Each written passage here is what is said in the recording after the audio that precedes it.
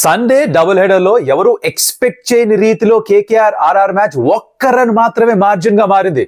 What a fight back by Riyan Parag. 6 balls లో 6 సిక్స్లు కొట్టి వింత క్రియేట్ చేశాడు. బట్ అయినా కూడా ఆర్ఆర్ ఫెల్ షాట్. దాని గురించి కాస్త మాట్లాడుకోవాలి. అండ్ పంజాబ్ కింగ్స్ ఏదైతే డామినేట్ చేశారో 4369 రోజుల తర్వాత ధర్మశాలలో గెలిచారట. ఈ నంబర్లు ఎంతగా ఉంటాయి చదువుకోవడానికి, చెప్పుకోవడానికి, బట్ దాంట్లో ఉన్న ప్రాముఖ్యత ఏంటి దాని గురించి కాస్త మాట్లాడుకుందాం. అలాగే next match sun rise Hyderabad versus Delhi Capitals Hyderabad లో, దాని గురించి ప్రివ్యూ కాస్త మాట్లాడుకోవాలి. కాబట్టి మరి ఇంకెందుకు ఆలస్యం, let's get started. Welcome to stump Tales. నా పేరు కౌశిక్. అండ్ 2 మ్యాచ్లు ఉన్నాయి. ఆ మధ్యాహ్నం జరిగిన మ్యాచ్ గురించి మొదట మాట్లాడుకుందాం. It was KKR and RR. ఇక్కడ కేకేఆర్ గెలుపు చాలా ముఖ్యం, బికాజ్ వాళ్ళకి ఇంకా కనీసం ప్లే ఆఫ్స్ కి వెళ్ళగలం అన్న ఒక ఆశ ఉంది. ఆర్ఆర్ ఎలిమినేటెడ్, బట్ ఎలిమినేట్ అయిపోయిన sides are very dangerous, because వాళ్ళు ఇంక పోయేదేముంది, వస్తే కొండ పోతే వెంట్రుక టైప్ లో ఆడతారు కాబట్టి చాలా డేంజరస్ సైడ్స్ గా ఉంటారు. అదే జరిగింది.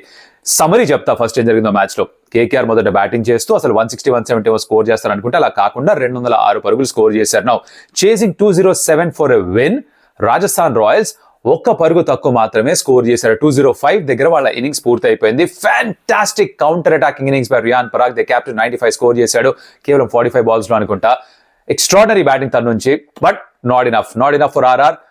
డీటెయిల్స్ లో మాట్లాడుకుందాం ఏం జరిగిందో అసలు. బట్ దానికంటే ముందర ఎక్కడైనా వీడియో నచ్చితే కనుక hit like button, because that will help us a lot. And ఇప్పటిదాకా ఎప్పుడు సబ్స్క్రైబ్ చేసుకోకపోయి ఉంటే స్టంప్ టేల్స్ కి కాంటెంట్ నచ్చితే కన్సిడర్ డూయింగ్ దట్. నచ్చకపోతే ఫోర్స్ ఏమీ లేదు. ఓకే, ఇటు details of the match. KKR first batting చేస్తూ విచిత్రంగా ఒక పాయింట్ ఆఫ్ టైంలో వాళ్ళు వికెట్ కొంచెం స్లోగానే ఉంటుంది. స్పిన్నర్స్ వేసినప్పుడు చాలా ఇబ్బంది పడ్డారు. రన్స్ చాలా ఈజీగా రావట్లేదు. కష్టపడుతూ రన్ స్కోర్ చేశారు. ఎస్పెషలీ అజింక్య రహానే అండ్ అంకుష్ రఘువంశీ మధ్య ఒక పార్ట్నర్షిప్ జరిగింది. ఇద్దరు కూడా ఒకళ్ళు 30 చిల్లర, ఒక 40 చిల్లర స్కోర్ చేశారు. బట్ ఆ పార్ట్నర్షిప్ చాలా విలువైంది. ఎందుకు అంటే వికెట్స్ పడకుండా కాపాడారు టీంని వాళ్ళు. పెద్ద హై స్కోరింగ్ రేట్ మెయింటైన్ చేయకపోయినా కూడా రన్స్ వస్తూనే ఉన్నాయి. అడపదడప ఒక బౌండరీ, సింగిల్స్, టూస్ అలా వస్తూనే ఉన్నాయి. దాని తర్వాత వీళ్ళు అవుట్ అయిపోయాక రస్సెల్ వచ్చాడు. అక్కడే యాక్చువల్లీ మ్యాచ్ మొత్తం అంతా మారిపోయింది. రస్సెల్ ఏం చేశాడంటే మొదటి 9 balls లో 2 పరుగులు మాత్రమే స్కోర్ చేశాడు. స్పిన్నర్ వేస్తుంటే బాల్ దొరకట్లేదు, తడుగుతున్నాడు.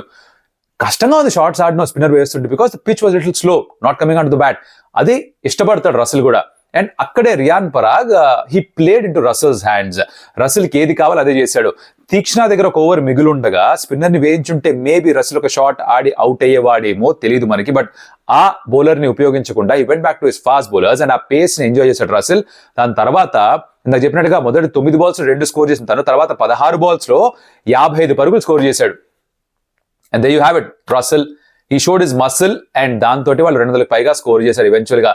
క్లీన్ హిట్టింగ్ రస్సెల్ ఇది చేయగలడు. సీజన్ కి 1-2 సార్లు బ్యాట్ తోటి చేస్తాడు, 1-2 సార్లు బాల్ తో చేస్తాడు. మొత్తం 4-5 మ్యాచ్లు గెలిపిస్తాడు. KKR happy. ఆ బ్యాట్ తో గెలిపించిన మ్యాచ్ ఇదే అయ్యింది ఈవెన్చువల్ గా. 1 రన్నే మార్జిన్. బట్ స్టిల్ రస్సెల్ ఆ నాక్ ఆడకపోతే 170 వచ్చున్నా కూడా గగనం అనుకునే వాళ్ళేమో, అంత కష్టంగా ఉండింది. సో ఈ kind of change the game around. మధ్యాహ్నం ఆడుతున్నప్పుడు వికెట్ కొంచెం స్లోగా ఉంటుంది, సాయంత్రానికి కాస్త బెటర్ అయిపోయే అవకాశం ఉంటుంది. కాబట్టి ఆ పార్ స్కోర్ కంటే 10-15 ఎక్కువ స్కోర్ చేయడం చాలా ముఖ్యం వాళ్ళకి. అదే చేశాడు రస్సెల్. నాక్ పుణ్యమాని ఇంపార్టెంట్ హాఫ్ సెంచరీ స్కోర్ చేశాడు. బౌలింగ్ పరంగా ఆర్ఆర్ పెద్ద గొప్పగా పర్ఫార్మ్ చేయలేదు. వాళ్ళ కెప్టెన్ రియాన్ పరాగ్ నుంచి కూడా టాక్టికల్ గా కాసిన ఎర్రర్స్ జరిగాయి. అందుకే Russell could take off and 207 was a target. RR batting ప్రారంభమైంది రన్ చేజ్ లో. త్వరగా వికెట్స్ కోల్పోయారు. వైభవ్ సూర్యవంశీ 2 బాల్ కి అవుట్ అయిపోవడం. దాని తర్వాత నెంబర్ 3 వచ్చిన కునాల్ సింగ్ రాథోడ్ తను కూడా ఎక్కువ రన్స్ ఏమీ స్కోర్ చేయలేదు. తర్వాత జైస్వాల్ ఇంకా రియాన్ పరాగ్ మీద చిన్న పార్ట్నర్షిప్ డెవలప్ అయింది. జైస్వాల్ మరోసారి స్టార్ట్ అందుకుని 34 పరుగులు స్కోర్ చేశాడు, తన అవుట్ అయిపోయాడు. దాని తర్వాత ధృవజులు వచ్చాడు, ఫస్ట్ బాల్ కి గాను. దాని తర్వాత అనవసరంగా ఎందుకు వస్తాడో బ్యాటింగ్ నాకైతే అర్థం కాదు. తను సెకండ్ బాల్ అవుట్. మొహం వెళ్ళబెట్టుకొని చూస్తున్నాడు కెప్టెన్ రియాన్ పరాగ్ గారు. ఏం చేస్తున్నారా మీరు అసలు? అండ్ కొంచెం అన్నా అసలు మనస్సాక్షి ఉందారా, కాస్తన్నా ఎఫర్ట్ పెడతారా టైప్ లో చూస్తూ ఉండిపోయాడు అనమాట. వరుణ్ చక్రవర్తి వేస్తున్న బాల్స్ అసలు బ్యాట్ కి ప్యాడ్ కి మధ్యలో ఇంత గ్యాప్, సొర్రని బాల్ దూరిపోయింది దాని నుంచి. ఇద్దరు అలా బోల్డ్ అయిపోయారు. గూగ్లీస్ అసలు రీడే చేయలేదు. దాంతో జరిగింది ఏంటంటే షెమ్రాన్ హిట్మైర్ వచ్చి జాయిన్ అయ్యాడు రియాన్ పరాగ్ తో.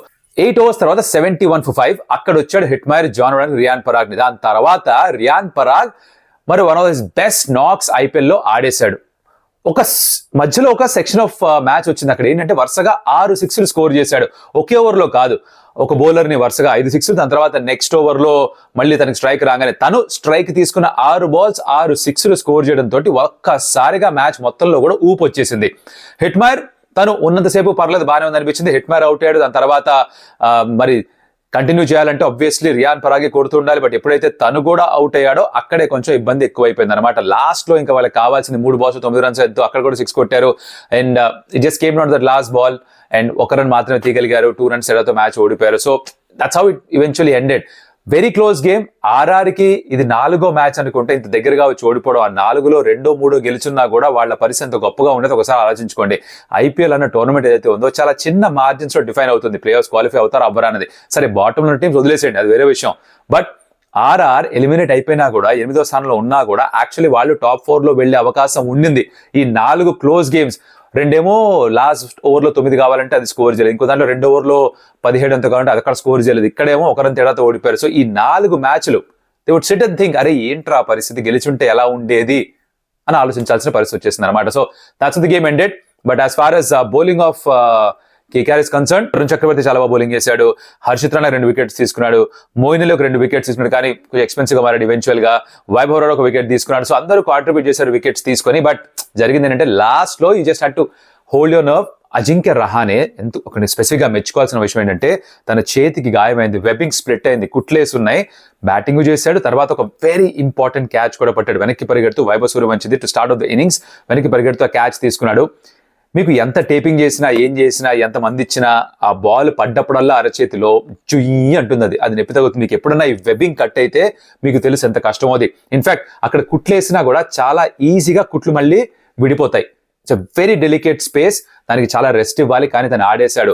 ఒకప్పుడు విరాట్ కోహ్లీ ఆ 8 కుట్లతోటి సెంచరీ కొట్టడం గుర్తుంటుంది మీకు 2016లో rain shot against Punjab Kings. అలాగే ఇక్కడ కూడా ధైర్యాన్ని చూపించాడు అజింక్య రహానే టీం కోసం. క్యాచ్ పట్టాడు, రన్స్ స్కోర్ చేశాడు. ఈవెన్చువల్ గా వాళ్ళు గెలిచారు. దాంతో వాళ్ళ ఆశలు సజీవంగా ఉన్నాయి ఇంకా ప్లే ఆఫ్స్ క్వాలిఫై అవడానికి. That's what matters. RR of course nothing to gain, nothing to lose ఈ గేమ్ లో. బట్ గెలిచుంటే కొంచెం బాగుండేది. రియాన్ పరాగ్ ఒక అద్భుతమైన ఇన్నింగ్స్ ఆడాడు. Hats off to him for that. But again they fell short. కాస్త కరెక్షన్స్ చేసుకొని రావాలి నెక్స్ట్ గేమ్ లో వాళ్ళు. సాయంత్రం జరిగిన match was Punjab Kings and Lucknow Super Giants. ఇది ధర్మశాలలో మొదటి మ్యాచ్ పంజాబ్ కింగ్స్ కి. వాళ్ళకు కూడా 2 హోమ్ వెన్యూస్ ఉన్నాయి కదా, ముల్లన్పూర్ ఒకటి, ధర్మశాల ఒకటి. ధర్మశాలలో వాళ్ళు గత 2 సీజన్స్ గా ఒక మ్యాచ్ గెలవలేదు. ఇన్ఫాక్ట్ పంజాబ్ కింగ్స్ ఈ వేదికలో లాస్ట్ మ్యాచ్ గెలిచి చాలా కాలం అయిపోయింది, 4000కి పైగా రోజులు అయిపోయాయంట. మధ్యలో అక్కడ మ్యాచ్ ఆడుండకపోయి ఉండొచ్చు, మధ్యలో కొన్ని సీజన్ ఆడలేదు, ఇలాంటివి ఉంటాయిగా. బట్ ఎనీ విచ్ వేస్ ఇది ఒక స్టాట్ అనమాట. ఎవరికైతే నంబర్లు ఇష్టమో వాళ్ళకి పనికొచ్చే స్టాట్ ఇది. 4-3-6-9 days బేసిక్ గా జరిగింది. బట్ కన్విన్సింగ్ గా గెలిచేశారు. బికాస్ సమరీ ఏంటంటే మొదట బ్యాటింగ్ చేస్తూ వాళ్ళు 237 స్కోర్ చేశారు. చాలా పెద్ద స్కోర్ అది. Now I don't care 20 over format లో 200 పైగా ఎంత ఉన్నా సరే కొంచెం కష్టమే చేసి చేయడం. బికాస్ ప్రతి ఓవర్ 10 కంటే ఎక్కువ స్కోర్ చేస్తుండడం చాలా తక్కువ సందర్భాల్లో జరుగుతుంది అనమాట. అండ్ రన్ చేజ్ లో Lucknow Super Giants early wicket కోల్పోవడం, దాంతో వాళ్ళు 199 మాత్రమే చేయగలిగారు. 37 పరుగులతో మ్యాచ్ ఓడిపోయారు. So that's how the match ended. Comfortable win for Punjab Kings. But details ఏంటని చూసుకుందాం. ఇక్కడ పంజాబ్ కింగ్స్ మొదట బ్యాటింగ్ చేయాల్సి వచ్చింది. ఎల్ఎస్జీ కెప్టెన్ టాస్ గెలిచి ఫీల్డింగ్ ఎంచుకున్నాడు. And Shreyas Iyer and co వాళ్ళు బాగానే స్టార్ట్ చేశారు. మరోసారి ప్రియాన్ షారియా ఎక్కువ రన్ స్కోర్ చేయకపోతే తన ఓపెనింగ్ పార్ట్నర్ ప్రప్సిమ్రన్ సింగ్ మరొక హాఫ్ సెంచరీ స్కోర్ చేశాడు. వరుసగా 3 హాఫ్ సెంచరీ తనకి 91 స్కోర్ చేశాడు. Again going for his 100. ఈ ఫెల్ షార్ట్. ఐ థింక్ ఆ రివర్స్ స్విచ్ హిట్ కొట్టే ప్రయత్నంలో అవుట్ అయ్యాడు తను. బెటర్ షార్ట్ సెలెక్షన్ ఉంటే బాగుండేదేమో. విచిత్రంగా గత 3 గేమ్స్ లో చూస్తే ఆయుష్ మాత్రం 94 మీద అవుట్ అయ్యాడు. తర్వాత రియాన్ పరాగ్ 95 మీద అవుట్ అయ్యాడు. అండ్ ఇక్కడ ప్రప్సిమ్రన్ 91 మీద అవుట్ అయ్యాడు. సో ముగ్గురు 90s లో అవుట్ అయ్యారు. అందరూ సెంచరీస్ దగ్గరగా ఉన్నారు. వాళ్ళ టీం మ్యాచ్ గెలిపించుండొచ్చు. అంటే ఆఫ్ కోర్స్ ప్రప్సిమ్రన్ గెలిపించారు అనుకోండి, బట్ మిగతా ఇద్దరు గెలిపించుండొచ్చు, అది జరగలేదు. బట్ 100s మిస్ చేసుకున్నారు. But any which ways fabulous నాక్. మరోసారి హైయెస్ట్ రన్ గెటర్ కూడా తను పంజాబ్ కింగ్స్ కి సీజన్ లో ప్రస్తుతానికి. శ్రేయస్ అయ్యర్ వాళ్ళ కెప్టెన్ అగైన్ తన నుంచి మంచి ఒక స్టార్ట్ చూపించింది.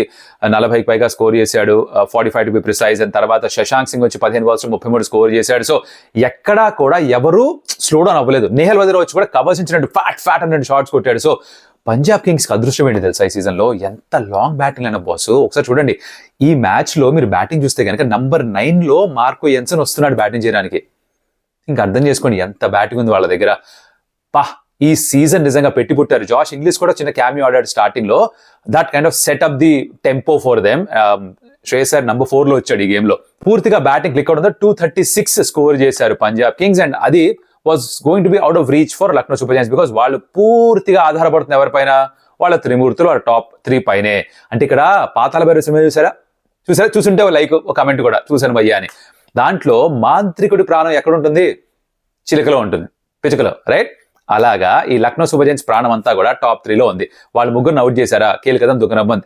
జీటీ కూడా ఇదే ప్రమాదం. అదే ఎప్పుడు జరుగుతుందా, జరిగితే ఏంటో ప్రమాదం, ఎలా ఉంటుందో, ఎలా ఎదుర్కొంటారో చూడాలని వెయిట్ చేస్తున్నాను నేనైతే పర్సనల్ గా. Because I want to see how they will respond.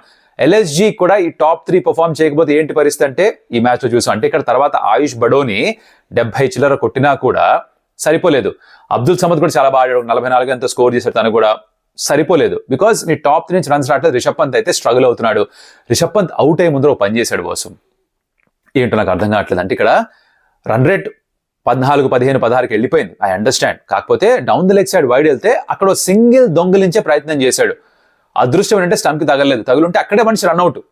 కష్టపడి స్ట్రైకర్ ఎండ్కి వెళ్ళి నెక్స్ట్ బాల్ అవుట్ అయిపోయాడు. విసిరేశాడు బ్యాట్ ని. ఆడాడు, చేతితో జారిపోయింది. బ్యాట్ ఎక్కడికి వెళ్ళింది, తను ఎక్కడ ఉన్నాడు, బాల్ ఎక్కడికి వెళ్ళిపోయింది, క్యాచ్, మనిషి గాను. సో రిషబ్ పంత్ ఏది కలిసి రావట్లేదు. ఆ 27 crores అన్న ప్రైస్ ట్యాగ్ ప్రెషర్, ఆ ఫామ్ అసలు పూర్తిగా వదిలేసిందా, ఏదన్నా కారణం చెప్పుకోండి. Pant is not able to fire as a batter. క్యాప్టెన్సీలో కూడా ఆ ప్రెషర్ కనిపిస్తుంది. బౌలర్స్ పైన చిరాకు పడడం, వాళ్ళపైన తిట్టడం, అరవడం, ఇవన్నీ కూడా చేస్తున్నాడు. Not great science from captain. And అదే చేస్తూ వచ్చాడు కూడా. On the other hand Shreyas ఇంత కామ్ గా ఉన్నాడు అంటే దానికి కారణం తన బ్యాటింగ్ లో కూడా పర్ఫామ్ చేస్తున్నాడు. సో టీమ్ రెస్పెక్ట్ ఆటోమేటిక్ గా కమాండ్ చేస్తున్నాడు. తను చెప్పింది టీం అంతా కూడా వింటారు. తనే ఆ మార్గంలో నడిచి చూపిస్తున్నాడు, ఈ దారిలో నడవండి అని చెప్పేసి. అది చేస్తున్నప్పుడు ఇంకా టీం అంతా ఫాలో అవుతారుగా, అదే చేస్తున్నారు. సో బౌలింగ్ విషయానికి వస్తే లక్నో సూపర్ జైంట్స్ ఆకాష్ సింగ్ మంచి స్పెల్ వేశాడు. కానీ తనకి ఎందుకు ఫస్ట్ 4 ఓవర్స్ అక్కడే ఫినిష్ చేసడం తోటి డెత్ లో ఏం చేయాలో అర్థం కాలేదు. Mayank Yadav expensive, prince Yadav expensive, Digvesh Rathee expensive, ఇలా అందరూ కూడా రన్స్ ఇస్తూ పోయారు. వాళ్ళకి అది ప్రాబ్లం గా మారింది. అండ్ లక్నో సూపర్ జైంట్స్ ఇందాక చెప్పినట్టుగా ఆ 70 odd రన్స్ ఆయుష్ బడోని కొట్టినా, 44 అబ్దుల్ సమద్ కొట్టినా, కొన్ని క్లీన్ 6s కొట్టినా కూడా సరిపోలేదు. Because the asking it was always beyond their reach. And bowling విషయానికి వస్తే ఫర్ పంజాబ్ కింగ్స్ హర్ష్దీప్ పాజీ ఆ టాప్ 3 తీసాడుగా, ఆ తీసి పక్కన పెట్టాడు కదా.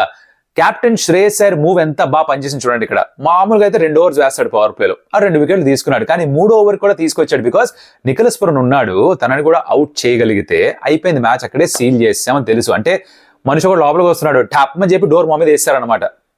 అదే చేశాడు ఇక్కడ హర్షదీప్ సింగ్. 3వ ఓవర్ కూడా వేసేసి యూజువల్లీ 2 పవర్ ప్లేలు 2 నెట్లో వేస్తాడు. 3 ఇక్కడ పవర్ ప్లేలు వేసి 3 వికెట్లు తీసుకున్నాడు. అక్కడ గేమ్ సెటప్ చేశాడు. తర్వాత మిగతా వాళ్ళు వచ్చుకుని రన్స్ ఇచ్చినా కూడా పెద్ద ఫరక్ పడలేదు. లాంఛన ప్రాయం మాత్రమే అన్నట్టుగా అనిపించింది త్రూ అవుట్ ద మ్యాచ్. ఎక్కడా కూడా వాళ్ళు ఛాలెంజ్ చేయలేదు టు బి ఆనెస్ట్. సో అలా ఈ మ్యాచ్ పూర్తి అయిపోయింది. అండ్ దాంతో పంజాబ్ కింగ్స్ గెలిచి 2వ స్థానానికి వెళ్ళిపోయారు. సో పాయింట్స్ టేబుల్ ఒకసారి చూడండి, చూస్తే మీకు అర్థమవుతుంది ఎవరెక్కడ ఉన్నారో. Right at the top you got RCB 16 points తోటి, దెన్ 15 points తో పంజాబ్ కింగ్స్ ఉన్నారు. They look very good at this point of time. ఇంకా వాళ్ళ దగ్గర 3 games కూడా ఉన్నాయి. సో ఈ ఆర్సీబీ పంజాబ్ కింగ్స్ టాప్ 2 స్థానాల్ని సొంతం చేసుకునే ప్రయత్నం చేస్తారు. బికాస్ వాళ్ళకి అడిషనల్ ఆపర్చునిటీ ఉంటుంది ఫైనల్కి వెళ్ళడానికి. ఒకటి గెలిస్తే వెళ్ళిపోతారు, ఓడిపోయినా ఇంకో ఛాన్స్ ఉంటుంది. రైట్, ఆ 3rd and 4th స్పాట్ కొంచెం పోటీ పెరిగినట్టుగా అనిపిస్తుంది. లక్నో సూపర్ జైంట్స్ ఇప్పుడు డైసీ సిచ్యువేషన్ లో ఉన్నారు. 11 games ఆడేసి 10 points మాత్రమే, 6 matches ఓడిపోయారు ఇప్పటిదాకా వాళ్ళు. సో ఇక్కడ మిగిలిన 3 గెలవాలి. 16 points వస్తే అది కూడా సరిపోతుందో తెలియదు. బికాస్ 18 వచ్చినా కూడా క్వాలిఫై కాలేని పరిస్థితి ఉండొచ్చుట. బికాస్ నెక్స్ట్ ఆ మ్యాచ్ గురించి మాట్లాడదాం. The next game that's going to happen ఈ టాటా ఐపీఎల్ లో is SRH taking on Delhi Capitals. Hyderabad Uppal stadium లో. పిచ్ ఎలా ఉంటుంది ఎవరికి తెలియదు. మనం అక్కడ బ్యాటింగ్ ట్రాక్స్ ఉంటాయనుకుంటే అలా ఇవ్వలేదు. కొన్ని మ్యాచ్లో స్లోగా ఉన్నాయి. ముంబై ఇండియన్స్ ఆడినప్పుడు కూడా స్లోగానే ఉంటుంది. అలాంటి ట్రాక్ మళ్ళీ వేస్తే జై హింద్, వీళ్ళు ఏం చేయలేరు. సరే బ్యాటింగ్ ట్రాక్ ఉంటే డీసీ కూడా మంచి బ్యాటింగ్ అయినా పొంది అదే ఎక్స్పెక్ట్ చేస్తారు, అదే కావాలనుకుంటారు. బికాస్ ఎస్ఆర్ఎస్కి ఎలాగో బౌలింగ్ బాలేదు కదా. మీరు ఎంత కొట్టినా కూడా బౌలర్ సరిగ్గా డిఫెండ్ చేసుకోలేకపోతున్నారు. పైగా ఫస్ట్ బ్యాటింగ్ చేసి మనం డిఫెండ్ చేసుకోవాలి అంటే ఎప్పుడు కూడా 20 ఓవర్ల దాకా మ్యాచ్ వెళ్ళట్లే. Last over last ball thriller లేదు. 16 ఓవర్ 17 ఓవర్ల మ్యాచ్ అయిపోతుంది. ఆపోజిషన్ కొట్టెళ్ళిపోతున్నారు. అంత వీక్ గా ఉంది ఎస్ఆర్హెచ్ బౌలింగ్ అటాక్. ఇప్పుడు ఒప్పుకోవాలి ఫ్యాక్ట్. కొంతమంది కమెంట్ చేస్తారు, నువ్వు తెలుగోడివేనా, తెలుగు రాష్ట్రంలోనే పుట్టావా, కొంచెమన్నా సిగ్గుందా. కామన్ సెన్స్ కి క్రికెటింగ్ లాజిక్ కి దీనికి సంబంధం లేదు. సరిగ్గా ఆడలేదని ఒప్పుకోవాలి. సరిగ్గా ఆడితే సరిగ్గా ఆడామని చెప్తారు. మొదటి మ్యాచ్ లో ఎప్పుడైతే 286 కొట్టి ఓడించారో బాగా ఆడారని చెప్పాం. కానీ ఇప్పుడు ఎప్పుడైతే సీజన్ మొత్తం అంతా బౌలింగ్ సరిగ్గా వేయట్లేదో, సరిగ్గా వేయలేదనే మాట్లాడుకోవాలి. ఇక్కడ జింగోయిజం చేయకూడదు. అంటే తెలుసా, బేసిక్ గా ఏంటంటే డప్పు కొట్టుకోకూడదు. అరే నేను తెలుగు వాడిని కాబట్టి తెలుగు రాష్ట్రంలో ఉన్న టీమే తోపు కాదు. ఎవరు బాగా ఆడితే క్రికెట్ వాళ్ళు గెలుస్తారు. నాకు ఏ టీం ఫేవరెట్ కాదు. ఎన్నిసార్లు చెప్పినా మీకు అర్థం కాదు. మీకు ఫేవరెట్ టీం ఉంది, మీరు ఫ్లోలో వెళ్ళిపోతారు, మీరు కానివ్వండి అమ్మా పర్లేదు. బట్ పాయింట్ ఏంటంటే ఇక్కడ పిచ్ వాళ్ళకి అనుకూలంగా ఉండి బ్యాటింగ్ ఫేవరబుల్ గా ఉంటేనే ఎస్ఆర్హెచ్ కి ఏమైనా ఛాన్స్. బౌలింగ్ తో గెలవడం చాలా తక్కువ సందర్భాల్లో చూసాం. ఒకేసారి సిఎస్కేతో జరిగింది, తక్కువ రిస్ట్రిక్ట్ చేసిన తర్వాత వాళ్ళు బ్యాటింగ్ తో ఫినిష్ చేశారు. But they would want a better batting track for sure. వస్తుందా లేదా తెలియదు. ప్లేయింగ్ విషయానికి వస్తే పెద్దగా మార్పులు చేసుకోవాలంటే మొహమ్మద్ షమి ఫామ్ అంత గొప్పగా లేదు ఎస్ఆర్హెచ్ కి. బట్ తను తీసేయాలంటే ఎవరు తీసుకురావాలి? సిమర్జిత్ గొప్ప ఫామ్ లో ఉన్నాడా? మొదట్లో ఆడిన మ్యాచ్ లో బోల్డ్ రన్స్ ఇచ్చేశాడు. తన ఎకానమీ 13-14 ఉంది. తను తీసుకురాగలుగుతామా తెలియదు. బట్ షమి ఫిట్నెస్ సరిగ్గా లేదా, ఫామ్ సరిగ్గా లేదా, ఎందుకు కామధేనులాగా రన్స్ ఇచ్చేస్తున్నాడు, వికెట్స్ ఎందుకు అందించట్లేదు అని పెద్ద క్వశ్చన్ మార్క్స్ అయితే వచ్చేసాయి. సో చేస్తే గీస్తే మార్పు చేయాలి. Otherwise no major changes to be done. Batting అలానే ఉంది. ఇది సన్ రైజ్ హైదరాబాద్. వీళ్ళు ఎందుకు క్వాలిఫై కాలేరంటున్నారంటే ఇప్పుడు అన్ని గెలిచినా కూడా 14 పాయింట్స్కి మాత్రమే వెళ్తారు. దాని తర్వాత 14 పైన ఆల్రెడీ 2 టీమ్స్ ఉన్నాయి. 2 టీమ్స్ ఏమో 14 దాటి వెళ్ళిపోయాయి. ఆర్సీబీ, పంజాబ్ కింగ్స్ 14 పైన 2 టీమ్స్ ఉన్నాయి. అంటే వాళ్ళు అన్నీ ఓడిపోవాలి. ఇక్కడ నుంచి పెద్ద పెద్ద మార్జిన్స్ తో ఓడిపోవాలి. ఎస్ఆర్హెచ్ అన్ని మ్యాచ్లు గెలవాలి, పెద్ద పెద్ద మార్జిన్స్ తో గెలవాలి, 50-100 పరుగుల మార్జిన్స్ తో గెలవాలి. దీని తర్వాత ఇంకా గాల్లో దీపం పెట్టాలి, సునామీ రావాలి, భూకంపాలు రావాలి, ఇలాంటివి కోరుకోవాలి. ఎక్కడ అవుతుంది భయ్యా? ఇప్పుడు మన చేతిలో ఉన్నంత వరకే నియంత్రణ. పక్కోడి చేతిలో గెలిపోయిన తర్వాత మనం ఇంకా గాల్లో దీపం ఇందాక అన్నట్టుగా వెయిట్ చేస్తుంటాం. అందుకని ఇఫ్ సంబడీ సేస్ దట్ ఇంకా అవకాశం ఉంది అంటే అది 0.00001 ఛాన్స్ ఉన్నట్టు అనమాట, పర్సంటేజ్. మ్యాచ్ ఓడిపోతే ఒకవేళ డీసీ తోటి ఒఫిషియల్లీ ఎలిమినేటెడ్. లేదు అంటే ఇలా ఉంటాయి. మీరు ఇప్పుడు దాన్ని నమ్ముతాము లేదు ఇంకా పాసిబుల్ అంటే అది మీ ఇష్టం. But practical I don't see that happening is what I'm trying to tell you. Expectation set చేసుకోవడం చాలా ఇంపార్టెంట్.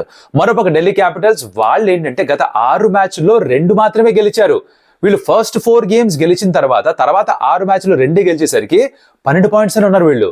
ఇది కొంచెం కంగారు కలిగించే మ్యాటర్. ఎందుకంటే డీసీ యాక్చువల్లీ చాలా మంచి ఫామ్ లో ఉన్నారు, మంచి రిధంలో ఉన్నారు అనుకుంటే వరుసగా మ్యాచ్లు ఓడిపోతున్నారు వీళ్ళు. వాళ్ళకి అరుణ్ జైట్లీ స్టేడియం ఢిల్లీలో పెద్దగా అచ్చి రావట్లేదు. సో వాళ్ళు కూడా ఇంటి నుంచి బయటికి వెళ్ళిపోవడం ప్రిఫర్ చేస్తారేమో. సన్ రైజ్ హైదరాబాద్ ఇంట్లో గొప్పగా పర్ఫామ్ చేయట్లేదు. సో ఎవరికి ఇది మంచిది, ఎవరికి ఇది హోమ్ అడ్వాంటేజ్, ఎవరికి డిసడ్వాంటేజ్ తెలియదు. బట్ వాళ్ళ ప్లేయింగ్ లెవెల్లో అంటారా ఒక మార్పు ఏమన్నా చేసుకోవచ్చు. దుష్మంత్ చమీరా ఒకడు ఎక్స్పెన్సివ్ గా ఉన్నాడు, ముఖేష్ కుమార్ కూడా ఎక్స్పెన్సివ్ గా ఉన్నాడు, నట్టు ఉన్నారు వాళ్ళ దగ్గర. ఎస్ఆర్ఎస్ దగ్గర తీసుకున్నారు కదా ఆప్షన్ లో. ఆ నటరాజన్ ఆడించవచ్చు. మన కెవిన్ పీటర్సన్ అన్నాడు ఎవరి స్థానంలో ఆడించాలి మీరే చెప్పండి అని. వీళ్ళిద్దరి స్థానంలో ఎవరొకటి స్థానంలో ఆడించచ్చు సార్.